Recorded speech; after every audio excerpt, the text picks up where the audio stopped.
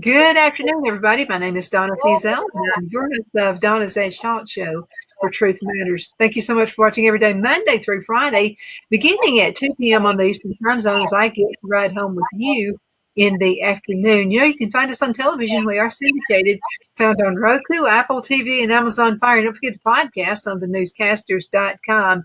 And if it's social media, we're into it. You can find me on facebook.com/D Fiesel. You can also find us on Twitter, X, and all the other social media sites that are out there. Thank you so much for sending emails. That really makes my day. Send emails to Donna at donnasedge.com. That's Donna at donnasedge.com. So you guys really do like Ron Foster. Ron is an author and a speaker, and he's into living on the land, just my thing. I'm just telling you, Ron. Thank you so much for being with me on the show today. Oh, it's a pleasure to be here. Your favorite host. I've been looking forward to this all week. Well, you just made my day. Absolutely. You know something? Every time I go out in the garden and I start working, I wonder what Ron's doing. Probably up to no good. But he's trying to accomplish something. It's been an interesting week, though. The preppers been freaking out. They're thinking we're going into World War III. What's going on? And what can they do? So they ask questions, and hopefully I got an answer or two. But mostly, if we're prepped, we're not worried about it. And we just continue to march. I have most of my family thinks I'm a raving lunatic because I love prepping. I love preserving. I've always loved preserving food. It's just a fun thing to do. I've been drying herbs and all this kind of stuff for years, and I love it. I mean, there's so much fun and so much satisfaction in doing that. I like being on the land, and I'm here on the farm most of the time. Most of my studio is here, so I really don't have a lot of need to even go anywhere, and I do absolutely love it. But what about the people who are not preparing?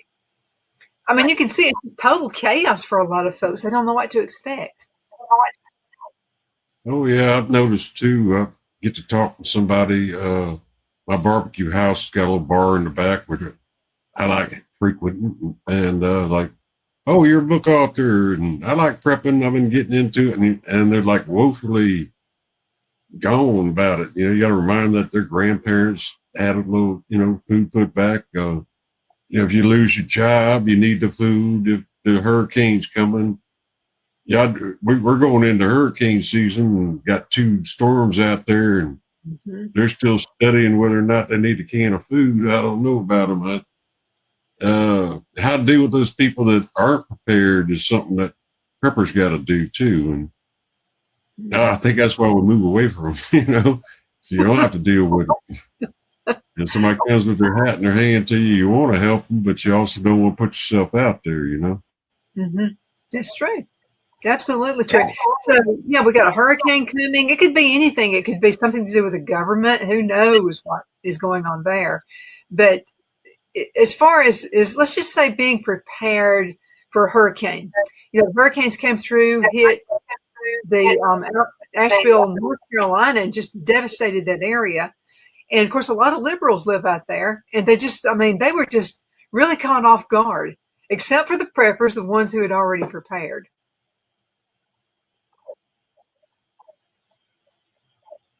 Oh, yeah. Well, most everybody in the South or Carolinas, we're used to it. We kind of become inured to it, which is bad because, another hurricane, to us, we're not going to do as much, but, you got to keep those preps topped out. And like we're watching the Iran situation. People go, oh, we got a big army. We can do this and that. Nothing going to happen. Well, a lot of people don't understand how far advanced Iran is with their hacking. And plus, like we Stuxneted them for spinning the thing. They got that program. They can take that apart. They put Stuxnet on the world if they want to. And they're already going to take down the infrastructure. So lights out, it's lights out, What you going to do when it gets dark and you can't go to the grocery store or something like that, Basics, we get, hurricanes coming. You see everybody lose their mind. Bread and milk, what? And they empty out the stores.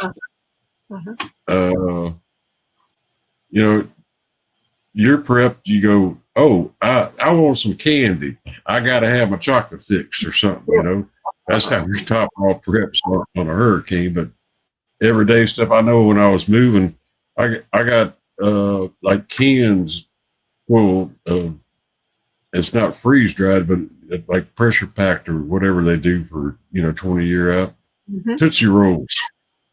So I got Tootsie Rolls. I was gonna feed them my mom. Yeah. I have a machine that I use, and it comes with, I forgot what you call it, but anyway, it takes all of the air and everything out of these little. Vacuum sealer. Vacuum sealer. Okay, so I've got a vacuum sealer that I use all the time, and I'll have to tell you, Ron, you'd be proud of me. Last year, I went ahead and freeze dried or dried some raspberries and some blueberries, and I put them in a jar, and just to say, I've saved them for a year just to see what I could do with them. And I went on ahead and put water in them and hydrated those things, and I made 8 pints of jam, and it was like the best jam you've ever had. Oh. But you just gotta hydrate. Hey, you gotta have your sweets, your comfort foods. That takes the edge off of disaster, It does. Or if you got somebody that's elderly that don't understand a disaster and they can't get to treat, have them treat and they quiet down. So we need those. Plus, if you got kids, the kids ain't never even seen a board game. It's like get you an old Monopoly games, something like that. Have something to do, because most of the time, during a disaster, you don't have anything to do except worry about what you're going to do. Play cards, do this and that, and especially, the kids that they're so used to fixated on the phones, I got to know what they're going to be jonesing, Mm-hmm. Yeah, I think about that. When the Depression hit, they said young people were jumping off of skyscrapers, because, they were killing themselves. Would we have a repeat of something like that if something happened to the grid and maybe it lasted a month or so or longer? They go into withdrawal over that, but what I hate about that is that they actually have games take the prepper stuff.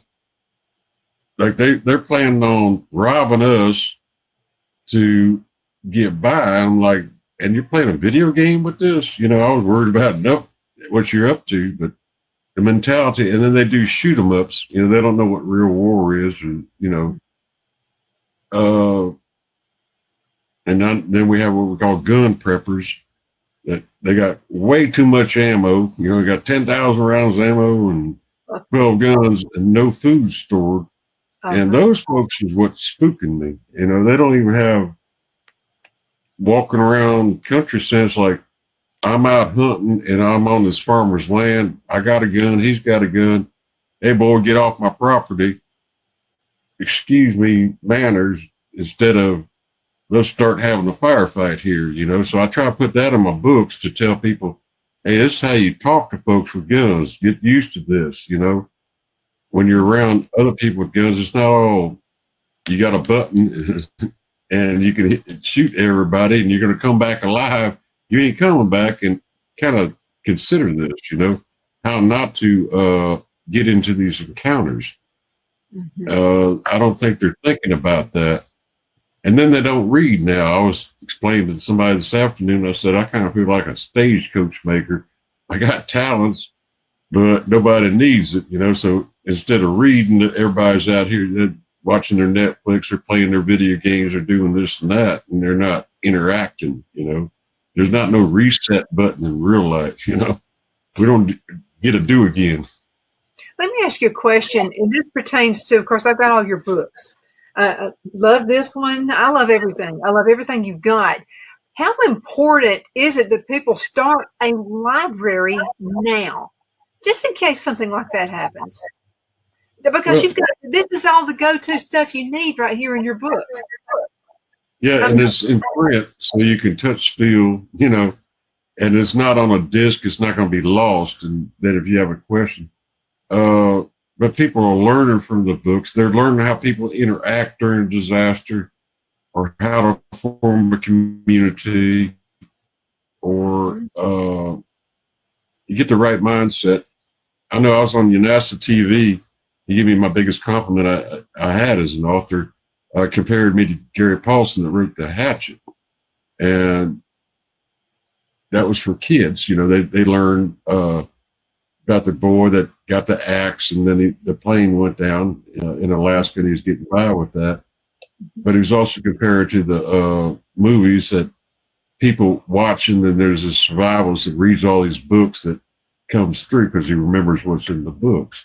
Mm-hmm. But also a book, when the grid's that, you can go read a book, you know, that's favorite mindset for most kids back in our era.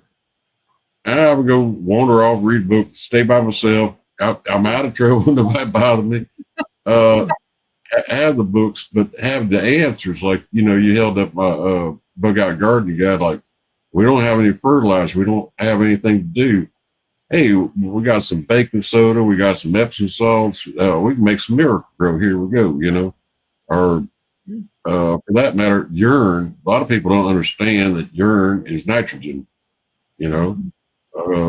Peeing in the garden is forbidden for a lot of people, but if you don't have any nitrogen source, it works, and then you just got to know to dilute it. Mm-hmm. Yeah, you would have to dilute it, like you just said, as well. Right. So let's talk about, and I want to talk about that again in just a few minutes. And this is about, you know, if something happens to the water source, can you filter urine? The internet cut out. What was the question? So let's just say something happens to the water source, because everything we have, can urine be filtered to drink? Well, urine is basically sterile coming out of you. Weird thing, a stomach wound in the military. If you don't keep it moist, you know, you're going to die, or you're going to be in more pain. And they'd be talking to your military buddies like, well, I get to pee on me, you know, type weird thing. These stupid things that we know. But yeah, urine definitely be filtered. They talk about don't drink too much of it, but yes, you can drink it. You know, we try to teach people how not to do that, but, you know, worst case scenario. And then if your urine gets dark, I think they did this on one of the survival things, where you're starting a fire with a condom, and basically you pee in it and you make a little bubble, so you're going to make a magnifying glass. And the guy's like, oh, don't be dark, because as you get dehydrated, the urine turns dark, you know. Because that could be a safe issue there within its own self. Yeah, people ask that question a lot of times, like, you know, you're in a maritime situation, can you drink that at sea? Yeah, you can. You're not going to poison yourself, but no, you can't get by with it. But yeah, in the pinch, yeah, you can get by for a little while, you know. You're just prolonging just a little bit. Yeah. You know, a lot of times, like I tell people, like, you know, there's no water, and that tank is in the back of your toilet. You got water. Can you drink that? Yeah, you can drink that, you know. Can you drink it unfiltered? Yeah, you can. That depends. I've seen some weird looking back tanks before, the rusted chain and whatnot. Generally speaking, yeah, you can. But hey, better alternative is you got the drain cock on the bottom of the water heater, you know, and you got 40 gallons of water you didn't know about, you know. Mm-hmm. That sort of thing. I was thinking about that today. Like how to collect water. What do people not have? Or they're not thinking about collecting water. Oh, it's going to rain, I'll put a bunch of pots and pans out. Well, you know, when it rains, you can just, like, look, if you have a gutter on your house, all the water coming out of it. If you just had you a poncho, you could make you something that you could collect water with quicker, more efficiently. Mm-hmm. Plus, that same thing would keep you out of the rain. But if you're walking down the road, especially down here in Alabama, you don't want to lay in the grass with the red bugs. You get to lay on top of it. Poncho is one of my favorite things to have as a survival tool. We played the game on a couple of shows on the YouTube thing. I come up with 70 uses for a poncho, you know. So like, all right, I got one. Then we try to come up with one every week, you know. Like after 70, I'm about out of them, you know. But I went from trapping animals, catching fish, purifying water, you name it, with the poncho. Poncho is my favorite survival tool, and everybody should have one, you know. Do you know what a rain chain is? Yeah, I've seen those. Have you ever? I don't. Because I I was mean, thinking about making some rain chains. I just think they're pretty. the little ball. Yeah, they're pretty. They're nice to look at. Yeah, it's old technology. I hadn't thought about one of yours. You brought up something good. You got to give me a heads up every once in a while. If I got to go back to 1800s or something, you know. Well, that's what they used to use a long time ago in Japan. That's what they still use those, and it's just a pretty source. And so, if you don't have gutters, then you could always put that, and then just let the rain go down into a barrel. And but wouldn't it need to be kind of fastened down at the bottom, because if you got like a really bad windy situation, it's just going to splatter all over the place. Yeah, I would take them down if like get prepped for a hurricane. You know, get everything loose outside. I'm building what I call palapa. Palapa is, you seen the beach bars in Mexico, whatever, they got the thatch roof. I don't have any thatch down here, so they're shingling. But they got wood and stuff all over the place, things that can get picked up by the wind and fly around. Is one of our preps we do. Oh, here comes a hurricane. Get rid of that. A city got to get the stuff out of the drainage ditches so it works, and all these things that we do. One thing I suggest people invest in, I think they're like $14, called a water bob. And all it is a big plastic bag looking thing that fits in your bathtub, and it's got a little pump on it. So there's 50 gallons of water right there. So ready, set, go. And nothing happened. The water didn't quit. You drained out. You got it. But 50 gallons of water will last you. You know, we talked about this before. Water's a great equalizer. And most people, if the municipal water shuts down, you're only going to live 3 days without water.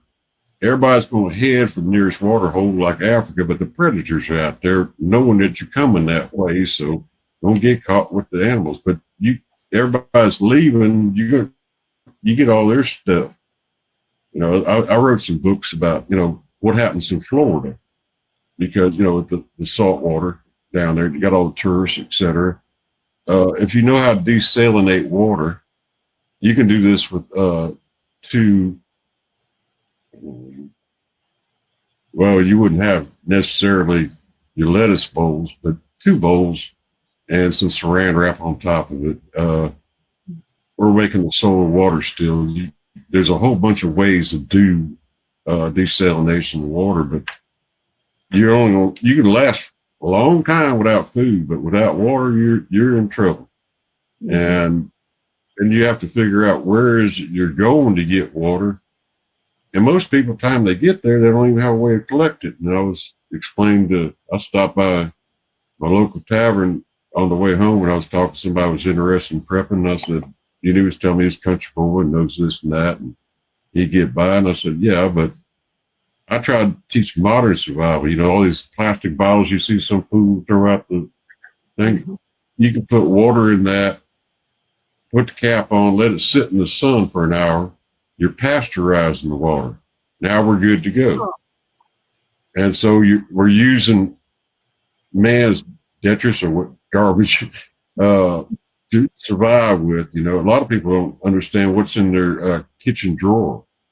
There's all kinds of stuff in there to survive with if you know the little trick or tip that goes with it, you know, and to get by with. And but water, I mean, here's the highway. We're probably going to see a plastic bottle. We're probably going to see a mud puddle or a ditch.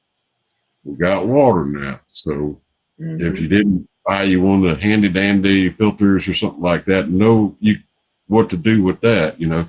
Prepare to lose everything but your mind is what I say. And they'll say something from the military, you know, well, you got your layer of rock, your layer of grass, you layer, charcoal, etc. And all you need is a little empty plastic bottle. So the hunt for a plastic bottle is a lot easier than remembering how to build one of those things, put it all together. And where are you going to get charcoal? Because you got to make a fire too. Uh-huh.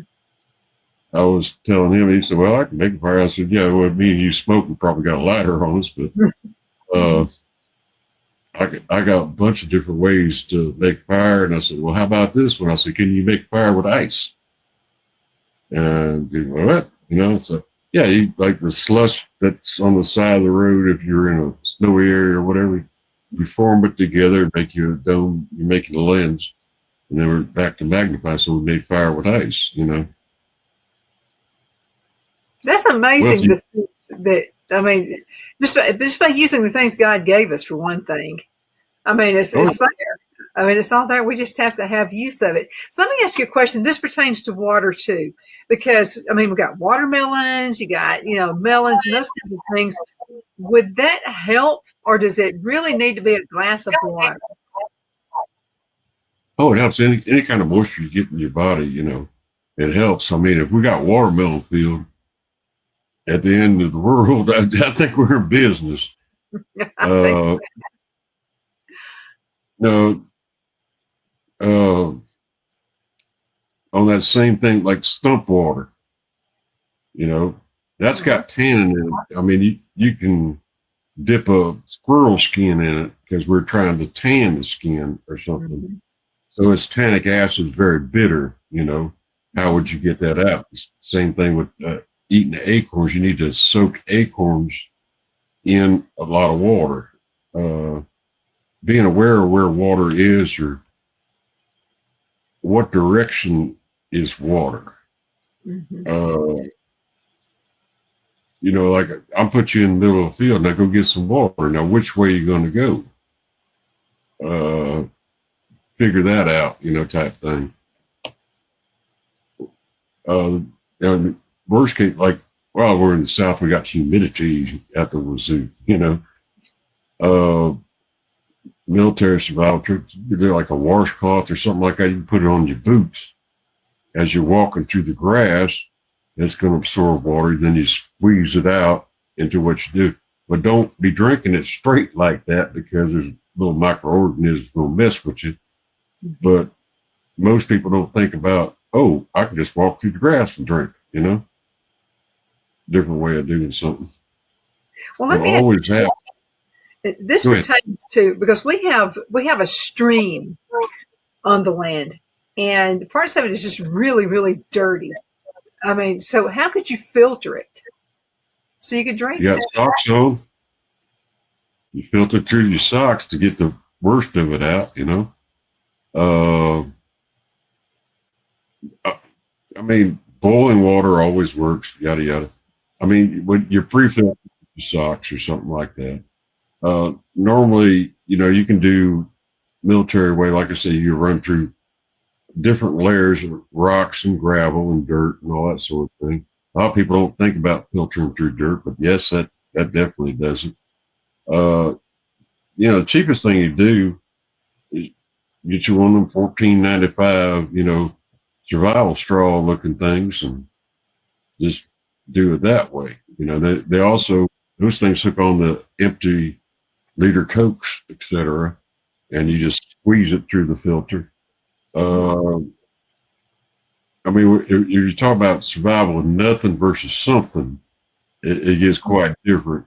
I'm saying, if you got your basic go bag, or I'm going on vacation and I'm doing this and that, you can have a few of these things. You don't have to go all out, spend a bunch of money, just do your basics and have that, but also have the preparation in your mind to know what's going on. Like, you got a flashlight and you're trying to start a fire and you don't know how to do it. Well, modern flashlights, we don't have the thick lenses the old ones had, and we use them for a magnifier.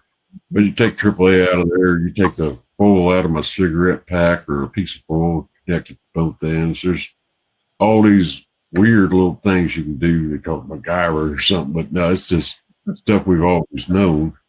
And do it that way. And then practice whatever it is that you thought you knew before you need it, because you're going to find out it's a little bit different. I'm always laughing at everybody that buy the paramecium rods of flint and steel.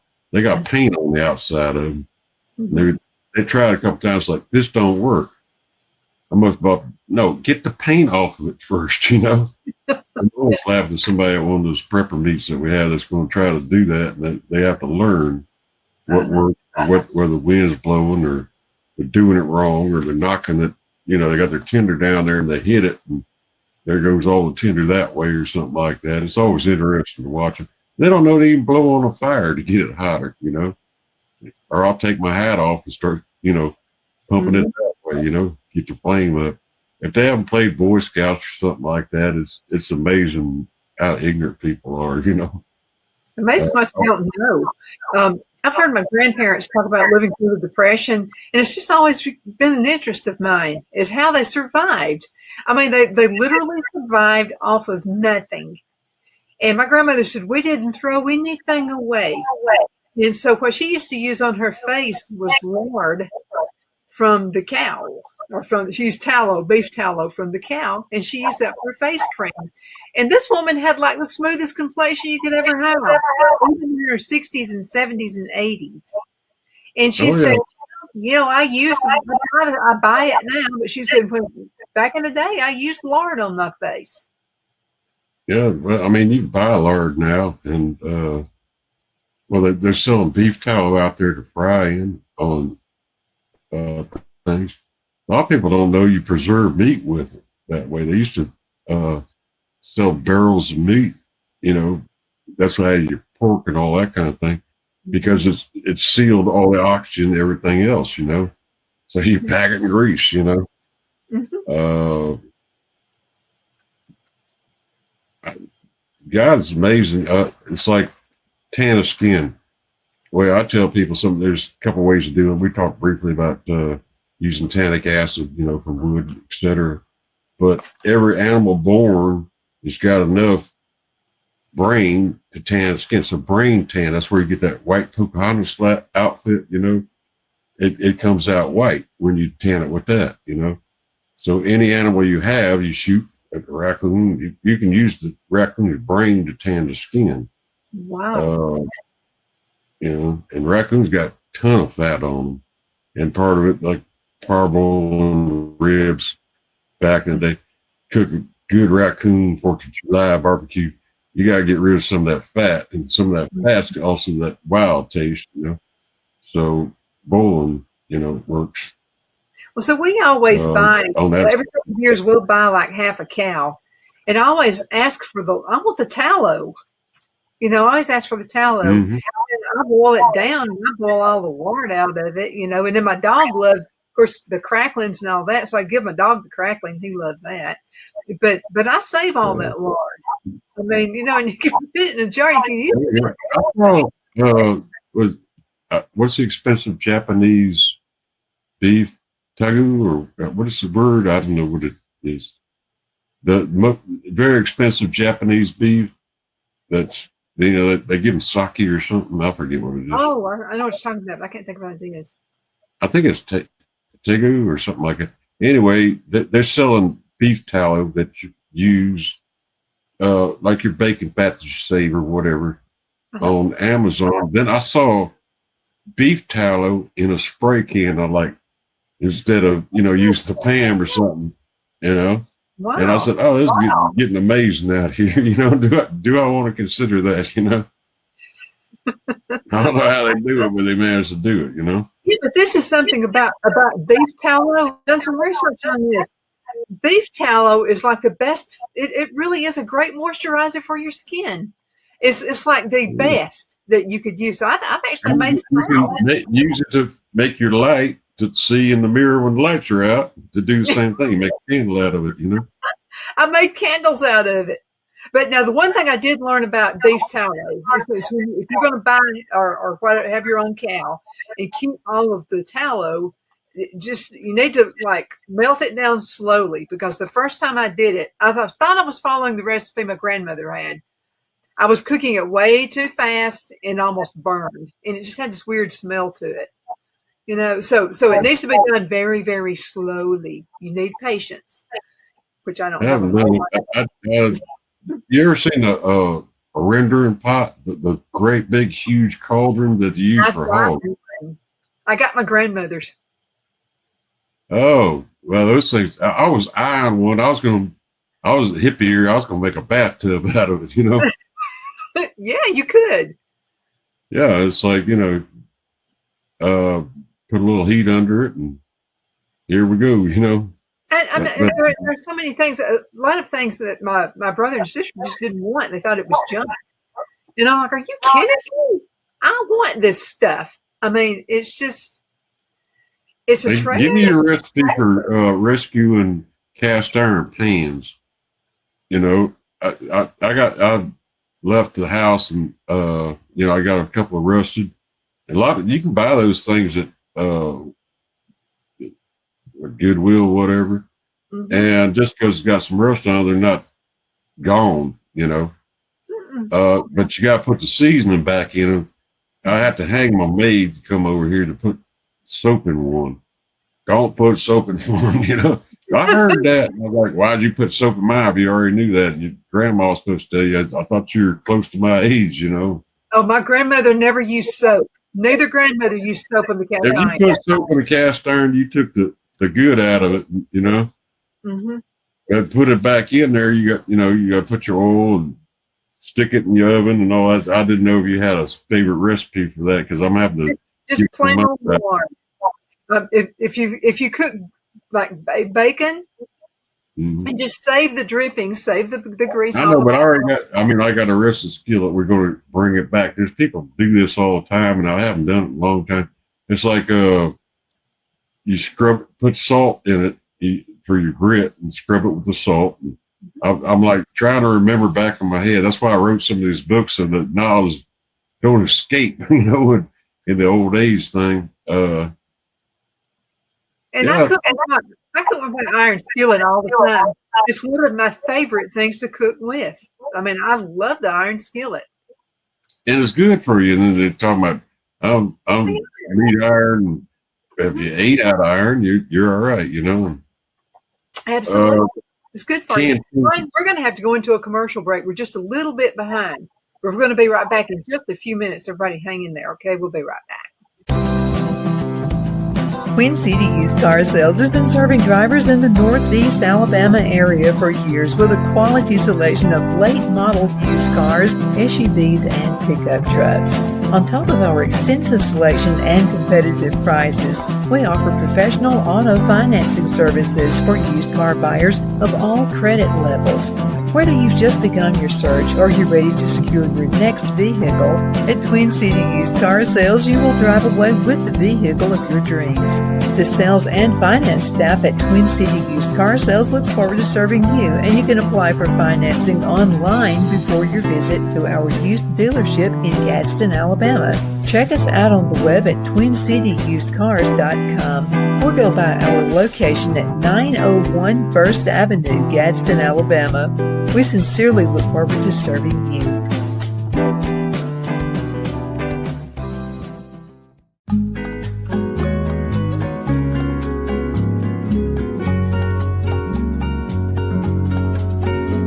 At Lamone's Mexican Restaurant, located in Henniger, Alabama, and voted Best Mexican Restaurant of DeKalb County, Alabama 2020, we're here to serve you with authentic Mexican cuisine. Order easily online by going to lamonsmex.com or call 256-657-3999 to place your order.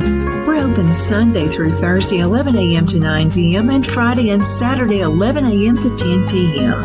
Whether you're celebrating a cozy date night for two or a celebration for a crowd, at Lamone's you'll love our atmosphere and friendly servers. Thank you for dining with Lamone's Mexican Restaurant.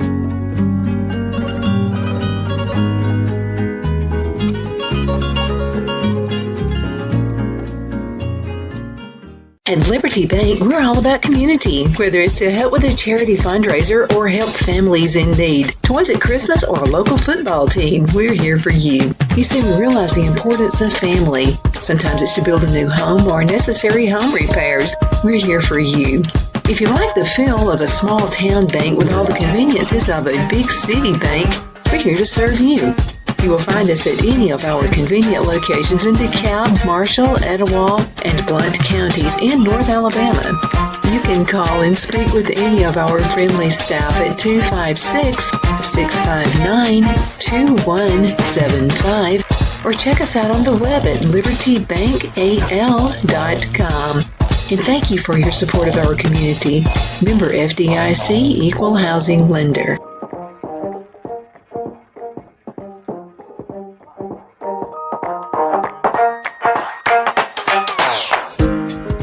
I'm excited to announce our Christmas extravaganza is finally here. Get this season's flannel sheets for as low as $59.98. They won't last long, so get them while you can.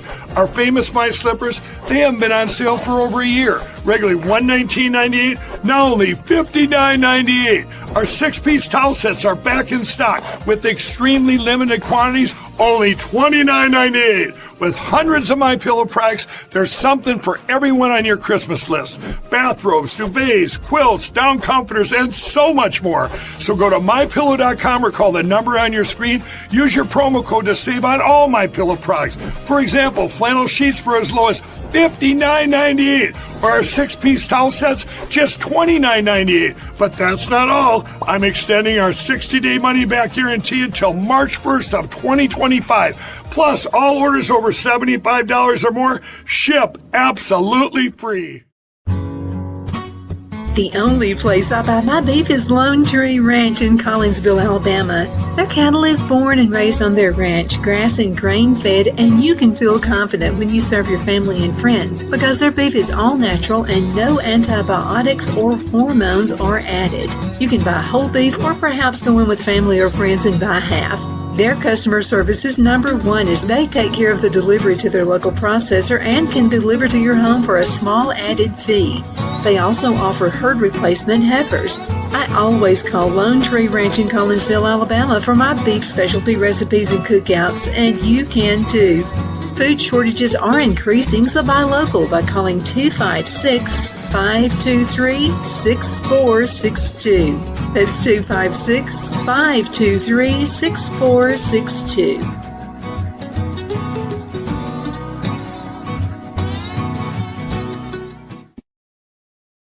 I am back with Ron Foster. Ron, thank you so much for being on the show with me today. I wanted to ask you a question. We're talking about what if World War III happened. Okay, what if just one thing? What if just one thing, we still got the grid, everything is working, but something happens to the banking industry? Do we need to have money saved back, or do we want to think about bartering? How can we get by? Well, you always need to keep cash on hand. People will take cash, as long as it's got a value. It's going to take a while for the value to go out. Problem with it is, people that take credit card, I'm going to get gas. All you got to do is, just mess with the credit receiving part of it. Iran can do that. I wrote a book called Burning Skillet a while back about Korea, doing that, how they could take the United States without even firing a shot, just messing with a few things we already know they can mess with. Mm-hmm. And it's kind of weird to me that during that time I was writing the book, I said, let me write about this.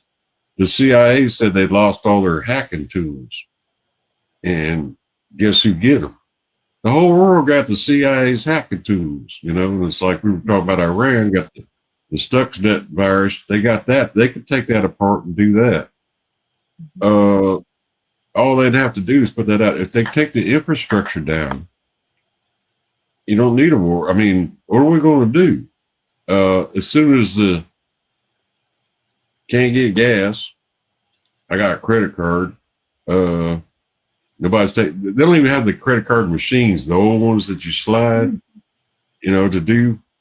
Nobody's got those anymore. I mean, the people just get desperate and keep cash on hand. You go, hey, I got some bucks. You taking that? Yeah, I've been to hurricanes, walk around dark aisles, this and that, cash you out, somebody that can count change. Oh my goodness, don't get me started on that. Yeah, I know. I mean, without a calculator, do that. But they're a cash only you can buy type thing, you know. Yeah, you can get by with that. We live in a society that the AI is going to drive everybody crazy. And what gets me is the AI. We don't know what's going on with it because they test it every once in a while and they don't understand why it's thinking in the background. And it's learning the dark side of humanity on a few things, and it gets its ideas, you know. What's that controlling? And then that's all it depends. Well, the cash register said this, but it's wrong because I can do this in my head, but they don't register, you know. The AI said this, it don't register, you know, and it's, you know, according to what it thinks, like it was saying, well, it can do a society with all non-whites or a white supremacist thing or whatever, and they go, why is it doing that? And that's the learning model. And if we're using the learning model of what is getting put in there right now, oh, we're really messed up, you know. Mm-hmm. So we're going to have during these times. I mean, have things that we have to look at history. What worked best? Mm-hmm. Things that can fit in your pocket. And the cheapest thing I could think of was like pick lighters. Man, what's this worth in the apocalypse? That's an easy barter item. Little pocket knives, things like that, you know. And then it's not something that somebody sees on a steal. I'm going to wherever somebody might start a barter society, which I read how to start one or how to get one or whatever. Mm-hmm. You see this in Argentina. They've had economic collapse. I study what goes on and how did people get by. You had Sarajevo, Bosnia-Herzegovina, where you basically had neighborhoods banded together. You got a religious war going on, but you got a military war going on. Everything's cut off. How'd they get by? And then you can figure out what it is that they want, what did they do, and what works best, you know. Mm-hmm. And the cheapest thing I know is a pocket full of Bics. I put in my book, the only thing I know, I'll give you a question, I'm not setting you up. For $100, how can you feed a family for a year? First thing I think of is seeds, but then you got to have time to plant the seeds and all that. A Daisy 880 BB gun. Right. It also shoots pellets, and that's the only thing I know of that I could feed a family. I get 500 rounds of this and a BB gun, and then see birds. Hey, you got popcorn in the house? Bird gonna come there, do that. If I'm really desperate, I'll glue that seeds down and put that out every day and shoot over that, you know. We always see birds every day, you know.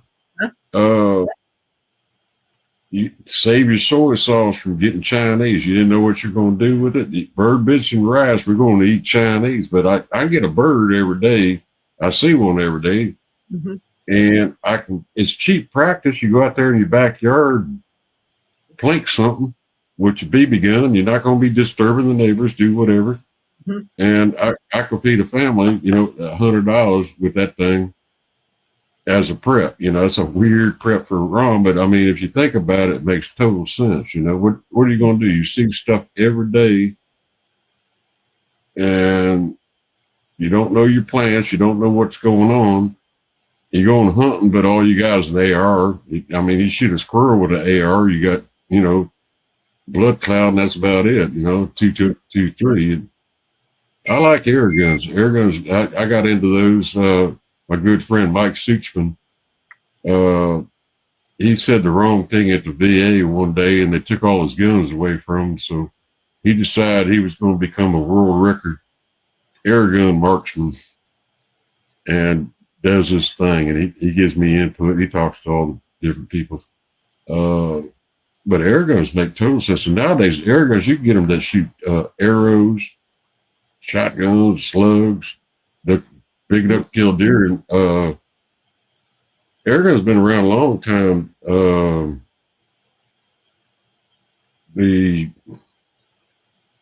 I'm trying to remember the guy's name. I'm going the wrong way here. That explored the United States. They had an air gun. I'm drawing a blank here. But just something that simple, like for example, I know you're on your farmstead. You don't be shooting around chickens and whatnot. You see a rat and be blowing holes in the barn, just boom, you got them gone. That's it. Have that capability. Most people don't even have that capability, and you can go buy a used one at a yard sale. You don't know that.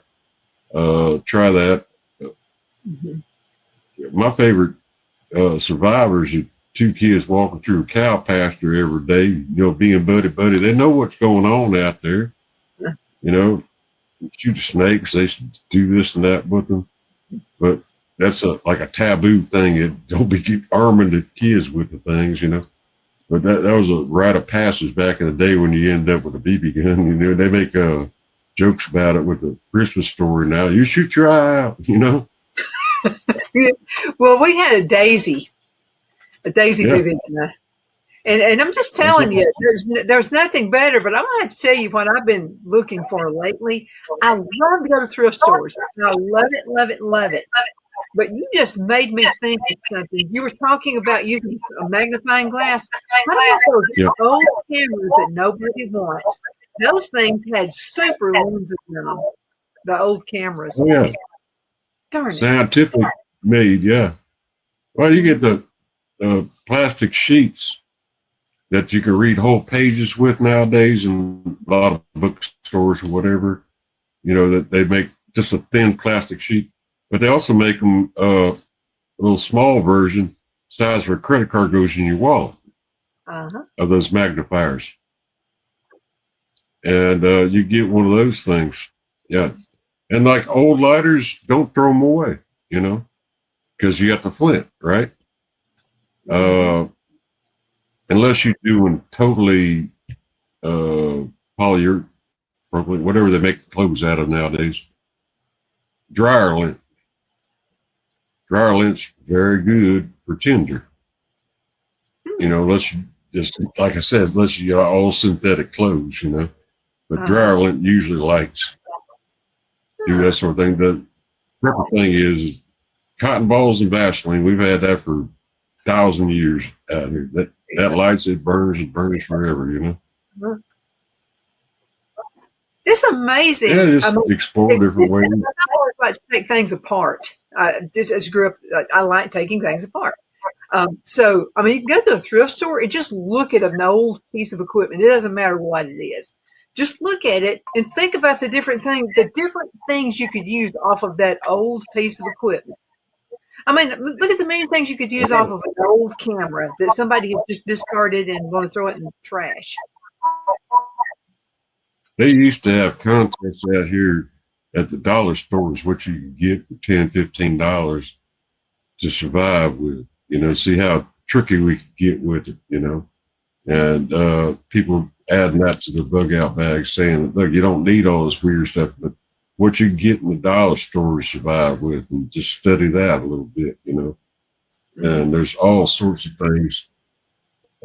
Some of it's amazing that come up with, trying to remember the name of the stuff that black folks slick on their hair. Afro sheen. Afro sheen. No, yeah, white folks did it too. It's the hair gel shoot. It's been around. VO5. Yeah, that's fire starters, But you can do Doritos. Doritos is fire lighter. Yeah, light your Dorito one time. Check that out. That's a weird one. Use an old French fry from McDonald's. You could probably have a candle that'll light forever. Oh yeah. Well, my favorite thing, you ever watch the movie? No, it's not the movie, it was a series called The Colony. It come on during Doomsday. The Colony is the best thing for everybody to watch. They pretended that in the world, and then they wandered in, and there was a couple professors in there, etc. But like gasifiers, where you're using wood gas, you're burning wood, they got a weed eater to start, turn an alternator to charge the batteries, and they had dead hogs on the back of a thing. They turned it into diesel. That thing's great, and people are interested. They showed what do we have if we have marauders, or how to barter, or whatever, you know. They always take it over the edge because, you know, the head barter ended up being like with a Russian accent. He had a 50 cal. He got off the National Guard on the back of a pipe down or something. But my weird thing about barter, like every time I write a book, I put a character in there. Watch out, you're gonna be in trouble. You know, hang around the altar. We mean nasty people. We'll put you in books, you know. But I always come up with neat tricks for it. And I gave my girlfriend that one where, how are we going to go on these people's land that we're trying to start a barter community, and they're all gun happy. Mm-hmm. So we stuck a roll of toilet paper in everybody's mailbox because they're going to check the mail every day, you know, their country, even though the mail's not running, and say meet down at the local church. And then we started the barter community that way, and that was our way of getting shot type thing. So I put weird things in my book, but I'm thinking it through, you know. What if it really happens? How are we going to do this? Because I know that guy down there. I'm not walking up to his house, you know, or honking a horn or doing whatever. How are we going to get by, you know? And so that was our one I put on her, you know. There are so many things like communication styles, you know, that people have. And like some of and I hate to just keep picking on young folks, but I'm just talking about how they can't hold a conversation. I mean, they're used to having the cell phone. But I'll have to tell you this. Sometimes I think the best thing that could possibly happen is for the internet to go down, because the survivors would make it. I mean, and the ones that couldn't handle it, I mean, I'd feel sorry for them and it'd kill them.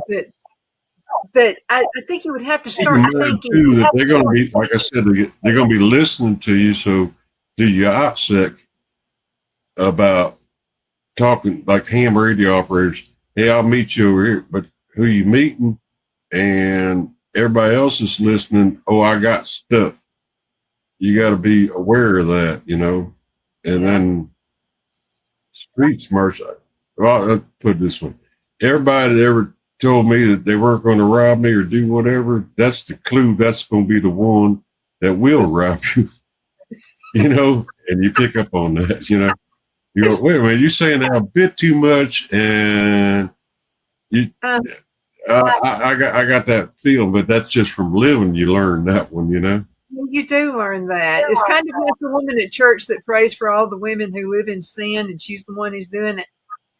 Yeah. Yeah. Absolutely. Yeah, they'll give you hints. They'll give you hints that if you just listen, they'll give you hints of what they're going to do.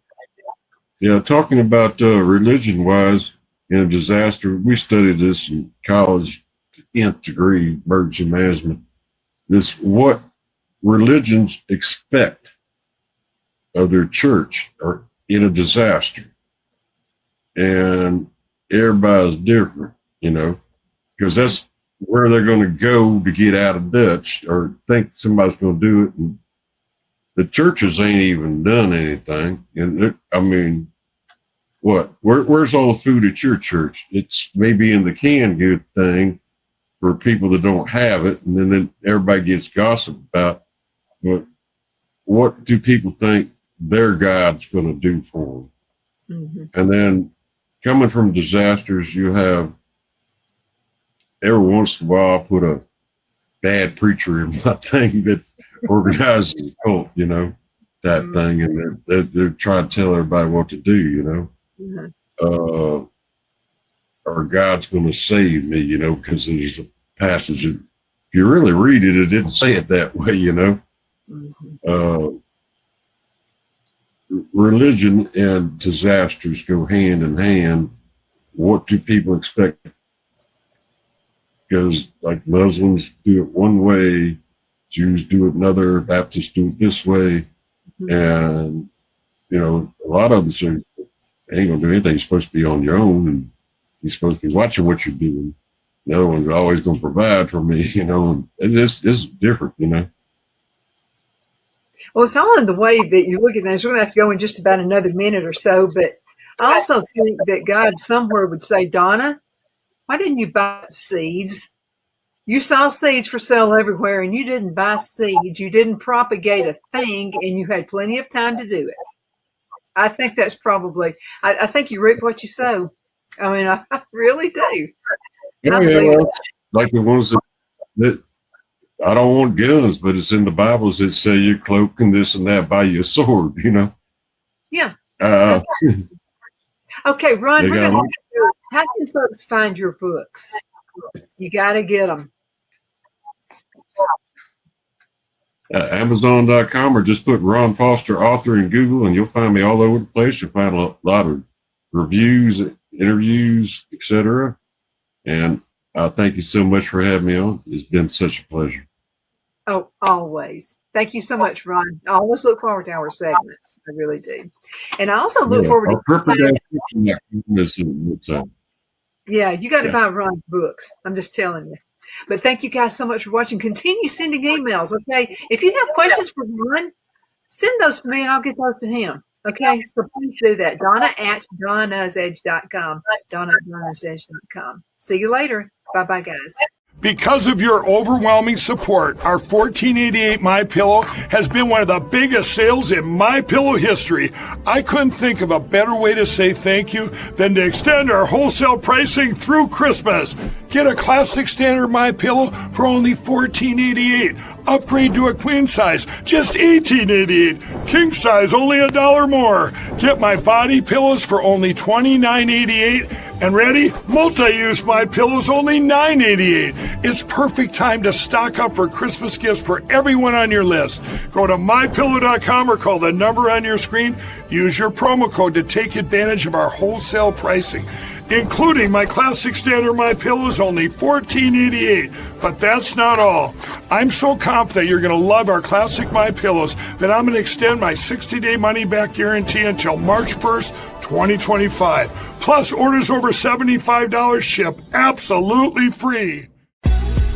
Donna's Designs offers a line of handmade memorial, wedding, and keepsake jewelry that launched back in 1970. I'm a self-trained jewelry designer, and I will work closely with you to create unique designs you can love and treasure for years to come. Whether that be flowers that were used in a funeral arrangement or stones you found on the beach at a memorable trip, call me at 256-659-4319, and let's think of the possibilities. Are you ready? We all wonder what tomorrow will bring, but the future lays itself at the feet of the prepared and surrenders to the will of the persistent. It's not easy, but today shapes you so you can shape tomorrow. With Northeast Alabama Community College, when the future asks if you're ready, you can answer yes. Begin your future at Northeast Alabama Community College.